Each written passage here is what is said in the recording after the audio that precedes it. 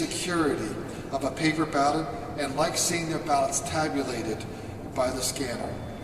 This election puts to rest the debates inflamed by those in our state, or not in our state, who have looked to sow doubt about our systems and those who have wrongly claimed there's a lack of access to voting.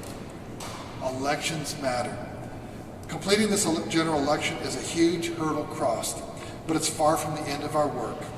We will have, immediately starting today, working towards certifying this election and then preparing for state and local runoff elections on December 1st, and then the September Senate runoff election between Senator Loeffler and Raphael Warnock on January 5th. This will require a monumental effort because we have a short window to get out absentee ballots for the December runoff to give voters time to return them. My team has sent reminders to counties to get all, let me repeat, all of our results counted today. Every legal vote will count. I know that many of you probably have some questions. Justin. You're a supporter of President Trump. You're also the state's top elected official. What do you say to people who hear the president speak and are worried that votes counted today, votes counted after election day, aren't counted? Well, I want everyone to know, the sound of my voice, that every legal vote in Georgia will count. And right now we have about 200,000 ballots that are left to be counted. With the absentee ballot process, counties worked on scanning those as many as they could, and then there's also about 40 to 50,000 early votes that need to be counted. Every legal vote will be counted. So is the president correct? We are saying that every legal ballot will be counted in Georgia because that's our process and we follow state law. I hear you say that you want counting to be done today. Is that realistic in counties with tens of thousands of outstanding absentee ballots? Counties run elections. I don't know if they'll get it done today. Have you I know you said you communicated with the counties asking them to complete it today, but is that actually possible? We're pushing really hard for that. If we can get that down, if we don't get it there, but we get the number so small that then there's no question of who actually the winner is, I think that'll be helpful. Really remove a lot of those questions that people might have. Yes, ma'am. When will you make a decision about which race to do a risk-limiting audit on? That'll be something I'll get with our election team, and we'll get that out as soon as we have that information.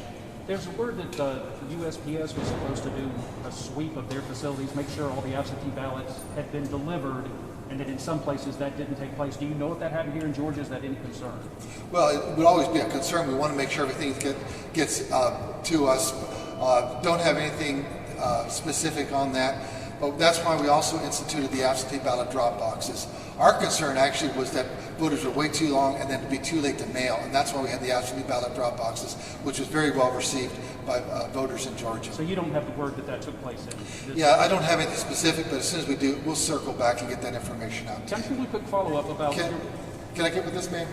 Do you have a breakdown of what counties still need to count their votes? Well, it's several counties, but we know that DeKalb, Fulton, Forsyth, even has 7,000 voters. So it's really, it's something, when you have such a large number of absentee voters and then you have some early votes, it's really multiple counties, and we're just knocking those down one at a time.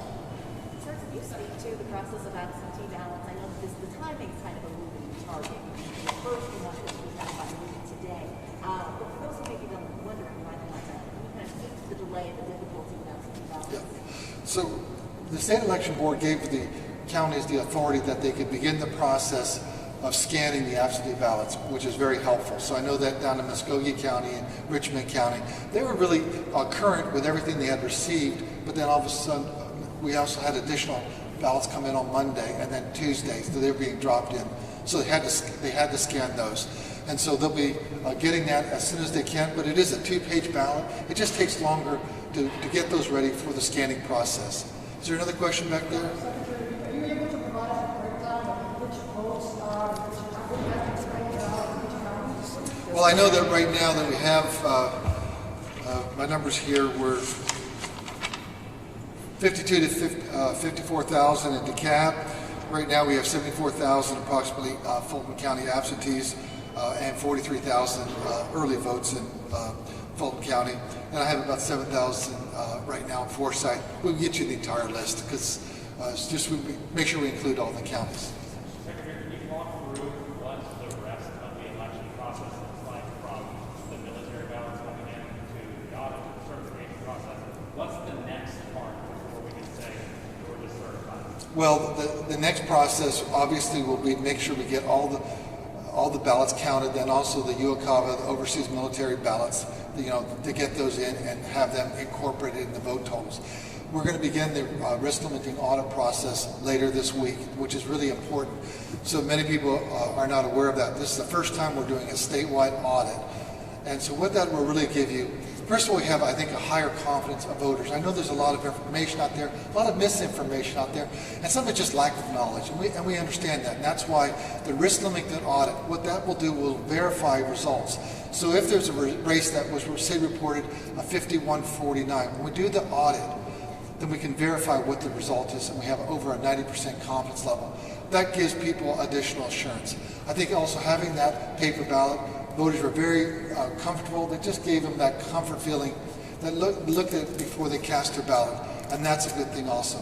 Then by Friday, November 13th, we then will have the certification. So nothing is certified until after we do the risk limiting audit. And then with the presidential race probably going to be so close and even some down ballot races that maybe Well, if there's a race that was in 0.5%, it is your right as the candidate that is close but not over the top, that you could ask for a recount. So we actually could have a request for, say, a state representative, county commission race, or any race that's within 0.5%, and we'll just wait till we get every ballot counted, and that's why it's very important that we follow through the process. It'll be actually pulling out, running those through, and then it'll be actually seeing where that brings us, and then you're looking at the words that are on the ballot at some point. Mr. Secretary, can you explain what you know about what's happening in Houston County? Apparently they're having some issues with scanning or taking rescan thousands of ballots. Well, if they do, then they'll follow through that. That's the advantage of having the verifiable paper ballot, that you can rescan that. But that's why if some of the ballots do kick out, and the reason they kick out is if they don't fill out the ballot correctly, or they put an X, or they circle a name. That's why we have the adjudication panels, the Republican, Democrat, and then the election official, to have 3 sets of eyes on there to verify that. So we want at least a 2-1 adjudication vote on each ballot, so we can make sure that we capture the correct voter intent. If there are legal challenges made to votes cast before 7 o'clock yesterday, absentee ballots, will your office in the state defend those ballots against legal challenges? Yeah, we want to make sure that we follow state law. We are always going to look at what is the state law, and that's why Ryan Germany, our legal counsel, can answer any legal questions you have. We want to make sure the law is very clear, and we follow the state law, and we don't believe that judges should legislate. We just get a quick assessment from you of the timing that this is taking with the count. Is this taking longer than you expected to take, and why? Oh no, it's really going much quicker, and that's why we're really pleased with the state election board allowing us to scan that. If you look at some of these states, this morning is when they actually opened up their absentee ballot boxes, and that's when they started actually the process of separating out the absentee ballots. That's a very extensive process, verifying the signature and going through there, separating it out. We have saved days and days. You're going to be waiting a long time in some of these states, much to many people's consternation, because we understand it's a close election. You're saying this is right on schedule? Yeah, we're doing fine, and we're really pleased with it. We'll be off everyone's radar, and they'll be worried about the states up north. Your website doesn't keep up with the absentee ballot, the progress on Right. Yeah, as it gets reported, then it'll be just added to that total. So how do private citizens keep up with that? It's just because it's a process, and we just keep on adding that, and then eventually when we have them all done, you'll know that we'll notify them or put a note there that these are the final totals for that particular county. We got time for one more. I got a clue. Yes, sir. Archie with Nexstar. Our question was about rejected ballots. I know we talked about that last week. Now that these are coming in, where are we at that? You said about 1% last time. Have you heard anything about rejected ballots and what happened to those ballots? Well, yes. Last time we actually had about 1%, but of that, probably 75% of those rejected ballots were actually received late. So very few of those actually were rejected by the adjudication panel. When they actually looked down at that, all three of the folks, or 2 out of the 3 folks, were saying, yeah, they really wanted Mary for this race here. They really wanted Bob for that race there, and that's a good thing. So very little of the actual ones that get through the adjudication panel are being rejected. So thank you very much. As we get more information, we'll get that to you. If you have any legal questions, Ryan Germany's here, and we're going to get these results out to you as soon as we can. Thank you very much. Let me see if I can get you.